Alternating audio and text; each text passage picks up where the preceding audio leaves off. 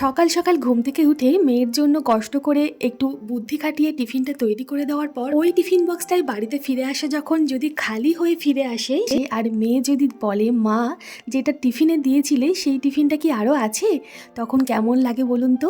মনটা খুশিতে ভরে ওঠে। কারণ জানতে চাওয়াতে বলেছিল, ভীষণ ভালো হয়েছিল আজকের টিফিন, আবার বানিয়ে দিও। হ্যাঁ, এই রকম খুশি আপনারাও পেতে পারেন।